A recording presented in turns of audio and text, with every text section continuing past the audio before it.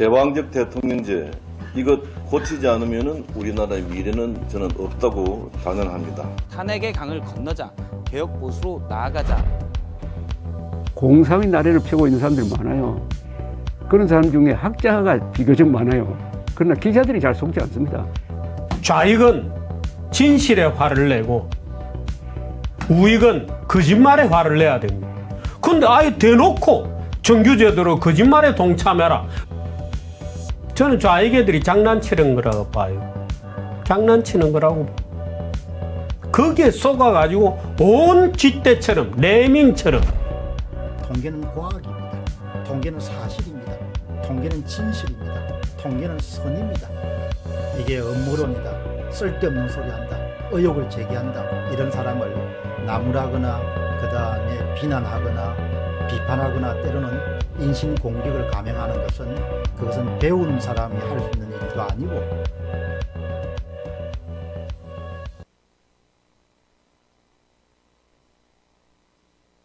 여러분 안녕하세요. 전환계 세계보기 김미영입니다.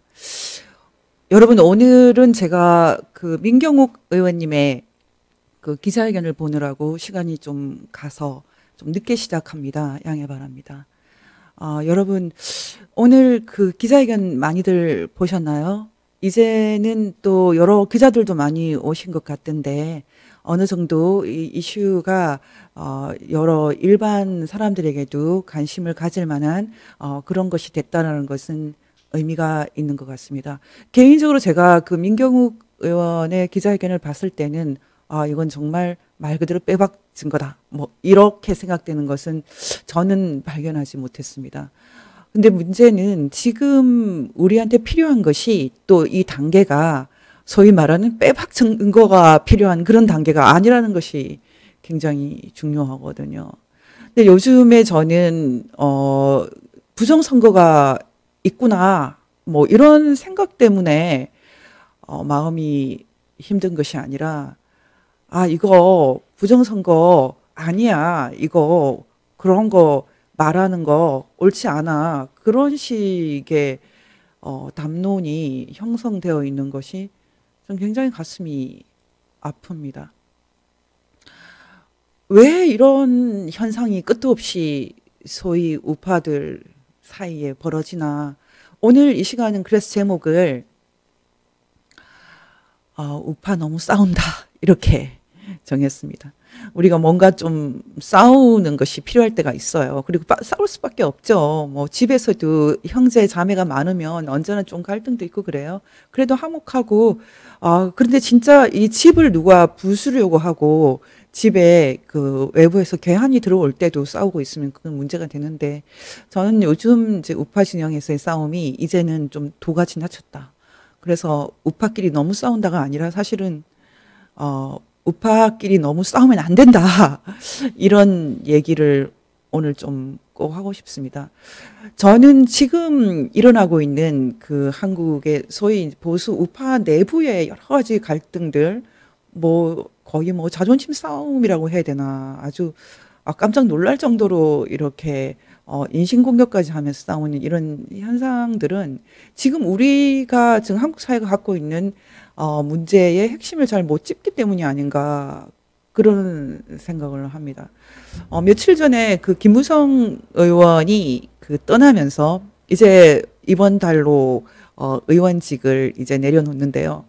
그 고별 인사로 그 페이스북에 올린 내용을 보면서 제가 잠깐 좀 쓴 웃음을 지었어요. 그 중에 보편적 복지 문제 이런 것이 문제가 된다. 이런 거 굉장히 잘 보시고 기본적으로 김무성 의원은 자유민주주의자가 맞다고 저는 보고 있었습니다. 그런데 제일 뒤에 이렇게 썼거든요.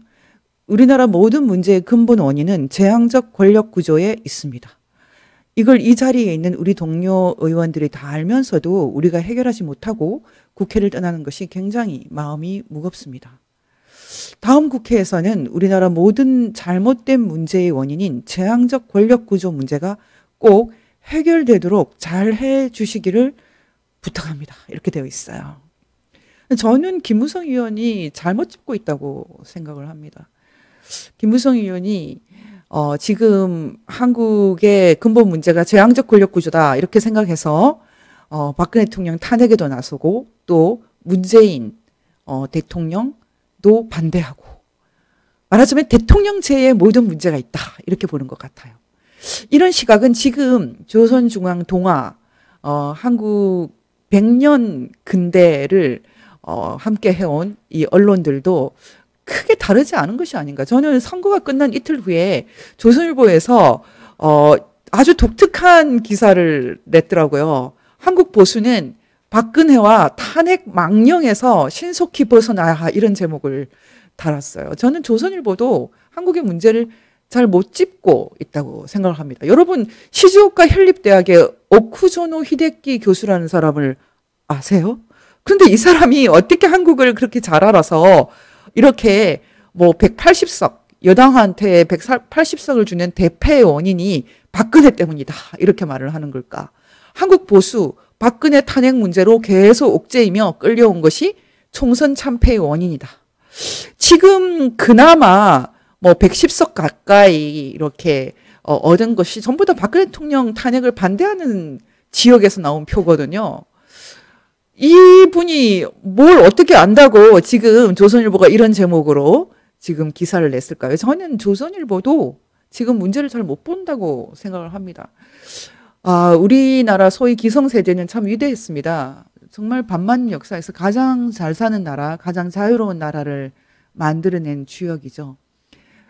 저는 지금 요즘 제가 올드 저널리스트라고 하는데 제가 한때 아주 존경했던 그 선배님들, 그 언론인들이 요즘에 하시는 말씀을 들으면 이분들이 정말 좀 잘 못 보신다 이런 생각을 저는 하고 있어요. 최근에 지금 그 선거 부정 문제에 대해서 다룰 때 그 제가 올드 저널리스트라고 하는 분들이 다 무슨 선거 부정이냐 아스라 말아라 계속 하고 계신데 오늘은 제가 시작을 하면서 먼저 이분들이 갖고 있는 기본적인 그 걱정에 대해서 잠깐 대답을 하고 싶습니다. 왜 이렇게 한결같이 선거 부정 검증을 반대하나? 첫 번째는 노파심이죠. 그리고 법적인 마인드, 리걸 마인드가 부족한 것이 있고 그리고 한국 좌익에 대한 이해가 부족한 것 이것도 굉장히 큰 문제라고 생각을 하는데요. 그럼 일단 그 최근에 그 구체적으로 이 그 검증 자체가 문제가 된다 이런 문제제기 자체가 문제가 된다라고 하신 그 올드 저널리스트의 걱정을 저 나름대로는 존경의 마음으로 좀 그 반박을 좀 하고 싶습니다. 첫 번째 이제 이렇게 얘기를 하거든요. 의혹을 제기하는 사람의 70% 80%는 합리적인 증거와 자신이 있을 때 할 수 있는데 증거가 부족하다. 그런데 이 얘기 자체는 틀린 말입니다. 지금 뭐 이렇게 재검표를 해보자 이런 것은 증거가 필요 없을 때 하는 것이거든요. 저는 지금 한국 그 언론인들 특히 기자들이 리걸 마인드가 너무나 부족한데 제가 이것을 최대한 좀 분명하게 설명하기 위해서 미국 증거법을 좀 설명하겠습니다. 지금 한국의 형사소송법이나 민사소송법은 상당 부분 그 미국 법을 많이 차용하고 있습니다. 같이 일치되는 것은 아니지만 실체법에 비해서 증거법은 상당히 많이 그 미국 법을 차용하고 있거든요. 그래서 지금 이제 증거 얘기를 할 때 저는 미국 증거법에서 사용하는 용어들을 우리가 많이 사용하기 때문에 좀 확인을 하고 싶습니다. 일단은 그 미국 증거법에서 한국 증거법도 거의 유사하기 때문에 제가 오늘 이거를 좀 공부용어로 설명을 하고 싶은데요.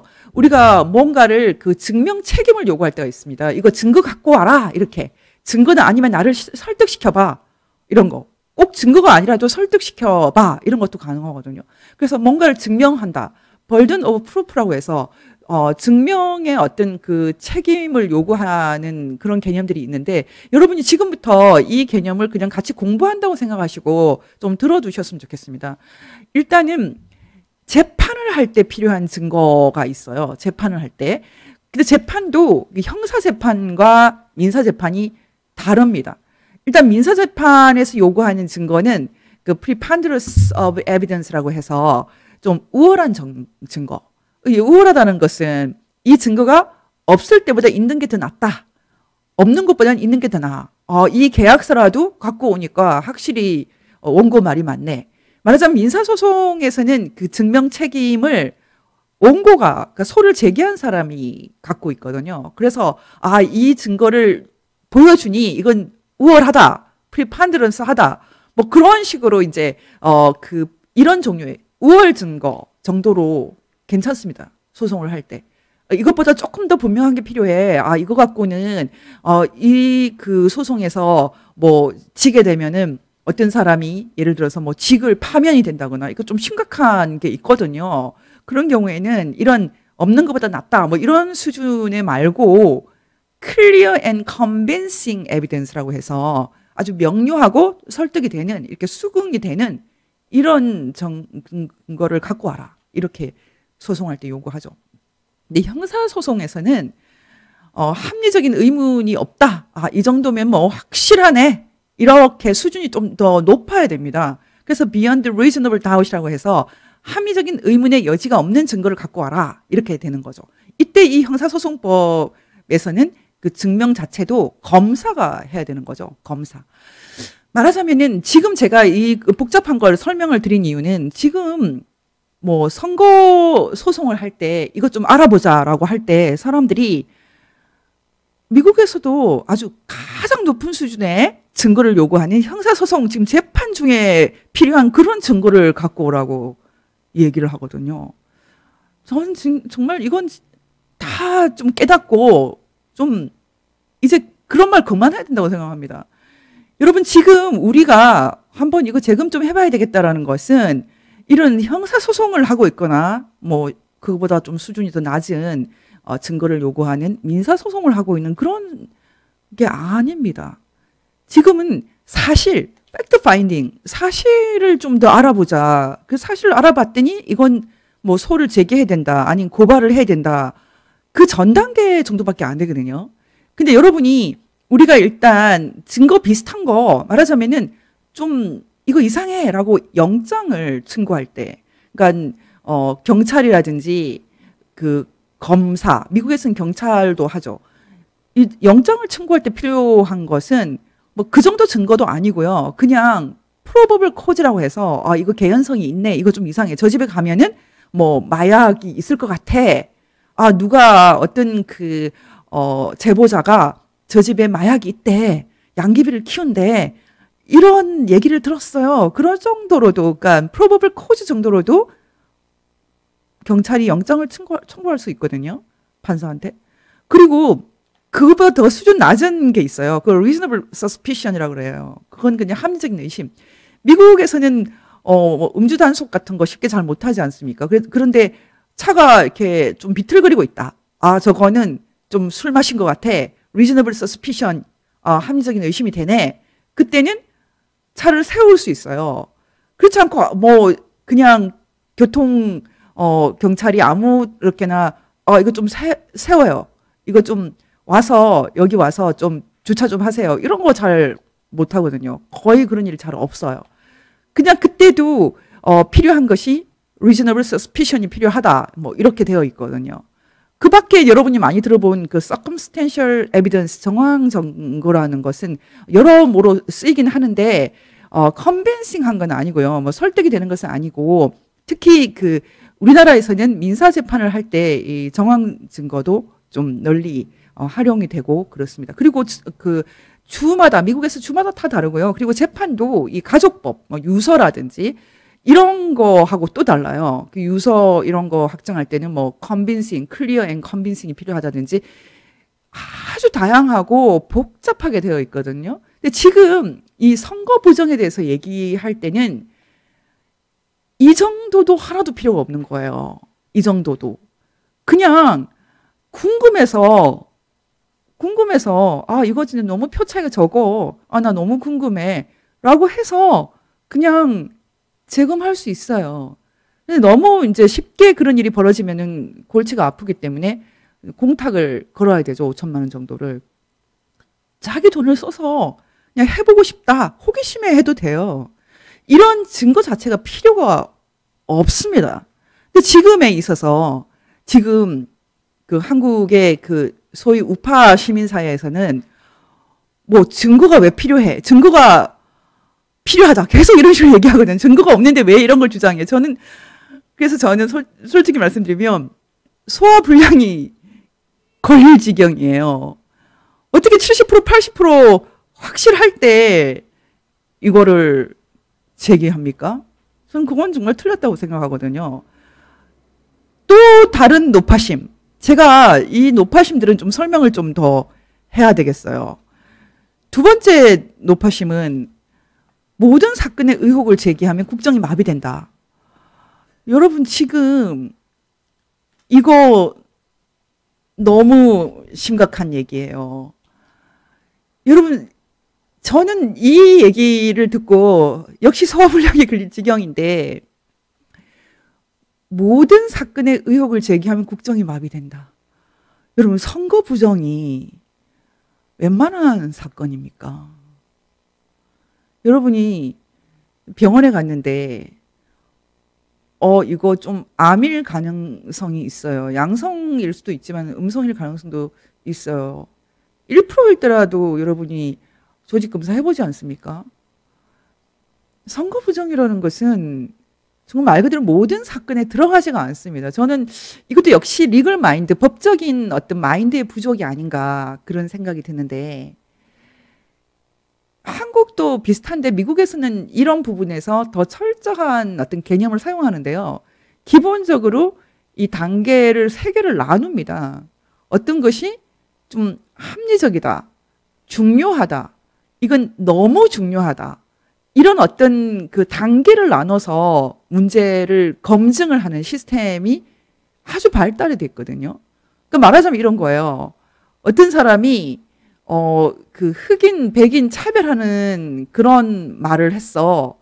그러면 이것은 정말 중요하네? 컴펠링하네? 그러면 이것은 최고 단계로 수준을 높여서 검증에 들어가거든요. 근데 뭐 어떤 사람이 이렇게 우리 집 앞에 길을 낸대. 그런데 그 길을 내는 것이 좀 재산권 침해야. 뭐 그런 거 주장을 할 때 이것은 그 시를 위해서 좀 합리적인 그런 조치야. 그러면은 좀 가볍게 보고 검증을 하거든요. 그 사람의 의견에 대해서. 말하자면 사태의 경중이라는 것이 있는데 여러분 생각할 때 선거 검증 이게 간단하게 보이십니까? 저는 굉장히 중요하다고 봅니다. 그리고 세 번째는 아니라고 밝혀져도 의혹을 제기하는 사람들은 또 다른 의혹을 제기할 것이다.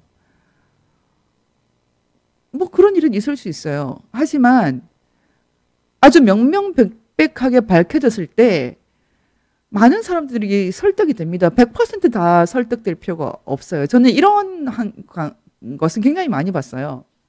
예전에 일본 사람들이 그 납북자 문제, 일본 납치자, 북한에 납북된 납치자 문제를 할 때도 처음에 그 사람들이 뭐 10명 정도 북한에서 확인을 해주고 났을 때 북한에서 확인을 해주고 나니까 뭐 100명씩 늘어나고 더 많이 늘어나고 그런 것도 봤고요. 저는 이런 일이 있을 수 있다고 생각해요. 하지만 이것이 의혹을 검증하지 못할 이유는 아니라고 봅니다. 이것도 역시 노파심에 불과하다고 생각을 하거든요. 네 번째는 또 이런 의견을 내고 계세요. 돈이 든다. 저는 지금 공탁해야 되는 돈 액수가 큰 액수가 아니라고 봅니다. 지금 이 선거 사안의 중대성에 비하면 한 건당 5천만 원 정도는 저는 그렇게 크다고 생각하지 않습니다. 그리고 또 다섯 번째의 질문은 미래통합당이 승복했다. 이건 제가 좀 할 말이 많은데 승복한 것이 조작이 아니라는 것의 확인일까? 이번에 좀 조용히 그 재검을 신청한 이현주 의원이 어떤 분에게 보냈다는 카톡을 저한테도 공유를 했는데 제가 그 긴 카톡을 읽어봤더니 이현주 의원이 쓴 것이 확실하다면 내용이 주로 이런 것이었습니다. 왜 나같이 낙선한 사람들한테만 힘들게 하느냐. 미래통합당이 저렇게 가만히 있지 않느냐. 미래통합당 정말 실망이다. 더불어민주당이라면 이런 경우에 가만히 있겠나.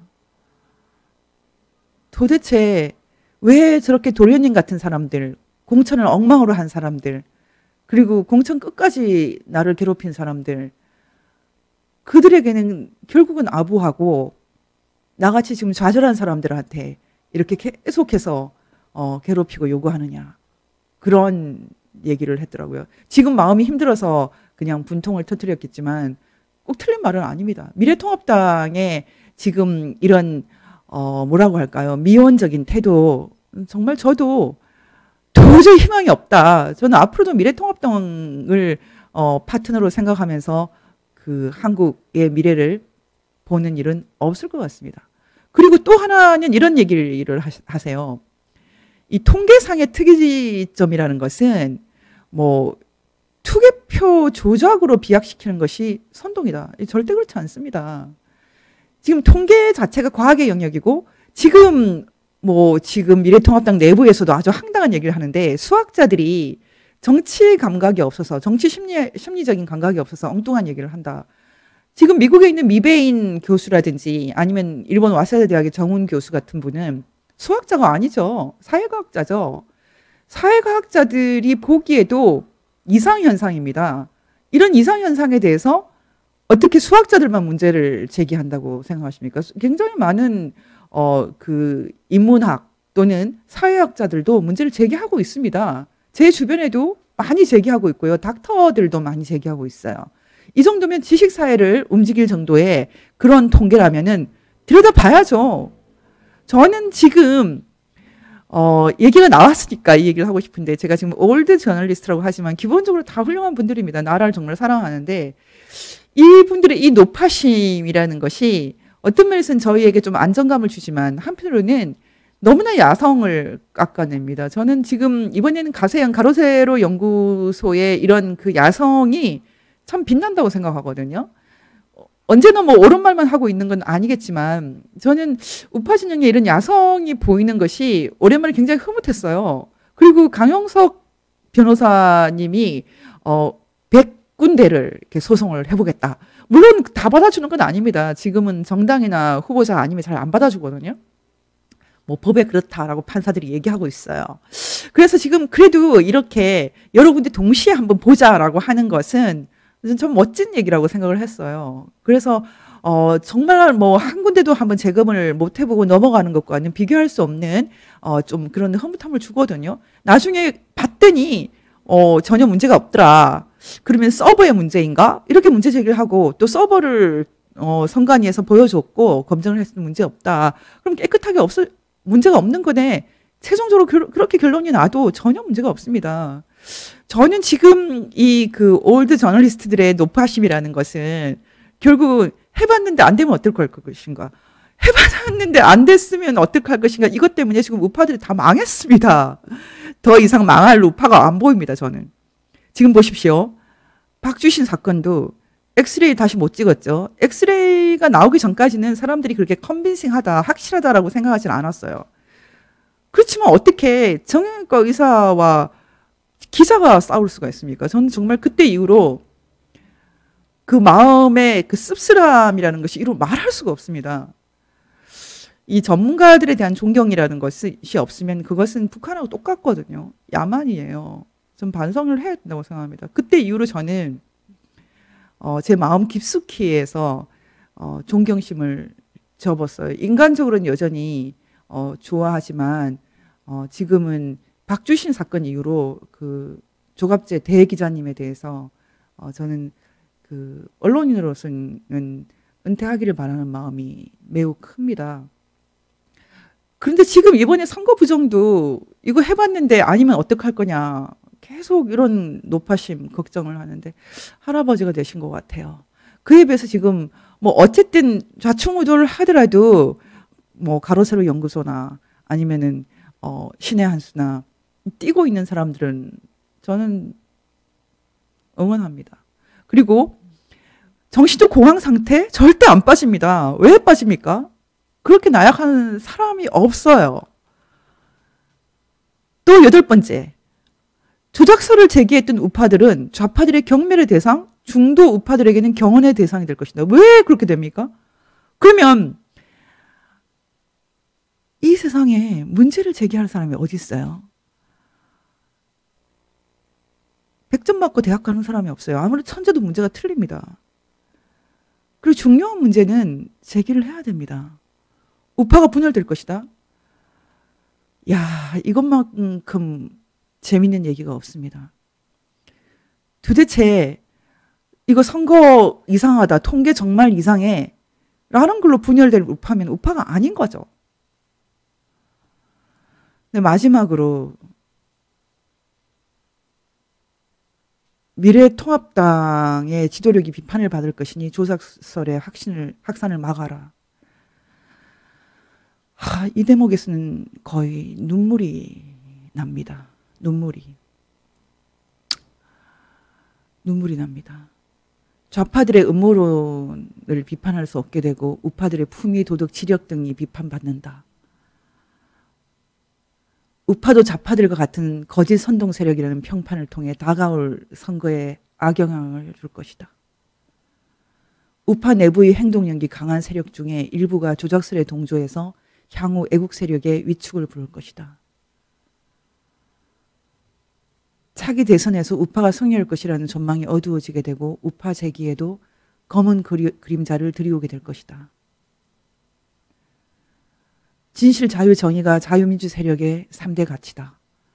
진실에 기반한 정의에 의한 자유 수호를 표방하는 우파가 진실을 놓치는 경우 존재 이유가 부정될 것이다. 이 얘기는 주로 조갑재 기자의 얘기입니다. 정규재 선생님은 조금 입장이 다른 것 같아요. 오히려 양비론에 가까워서 사실 이 사건이 너무 크지 않습니까? 선거 부정이 웬 말입니까? 대통령이 자리에서 나가야 되고 지금 상황이라면 한 세대 전체의 권력이 무너지는 그런 대사건인데 이런 대사건이 현실이 되겠느냐? 현실이 되면 좋지만은 너무 대사건이고 또 실제로 이 그 선거가 있기 전에 여론조사를 봤을 때 여론이 이상하게 돌아갔죠. 여러 가지 정황으로 봤을 때 이 부정이 맞을 가능성, 그런 행운이 있겠느냐, 뭐 이런 식의 정규재 스님뿐만 아니라 많은 사람이 생각할 수 있어요. 근데 제가 지금 조갑재 대기자님의 얘기에 대해서 오늘 이 자리에서 꼭 한마디 하고 싶습니다. 왜 다음 세대를 우습게 보십니까? 예전에 조 기자님의 젊은 시절을 제가 기억을 해요. 1996년에 처음 만났으니까 벌써 24년이 됐어요. 아주 멋진 분이셨거든요. 그때 저널리즘은 악동이라고 그러셨어요. 그리고 저널리즘은 좀 틀릴 수 있다. 특히 잡지는.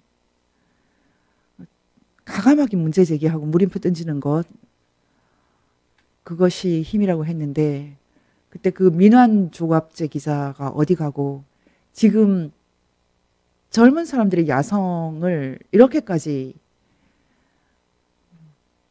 방해하는 것입니까? 개인적으로 저는 뭐 변희재 씨나 아니면은 신의 한수, 신혜식 씨나 가세연 여러분들 늘 뭐 이것저것 많이 내부에서 싸우고 뭐 그렇지만 너무 다행이라고 생각하거든요. 저는 그나마 참 다행이라고 생각합니다. 없으면 어떻게 되겠습니까? 노파심을 좀 거두어 주시기를 바랍니다. 법적인 마인드의 부재, 이제 겨우 사실 검증하는 단계에서 증거를 요구한다든지 옳지 않습니다. 그러나 가장 중요한 것은 세 번째입니다.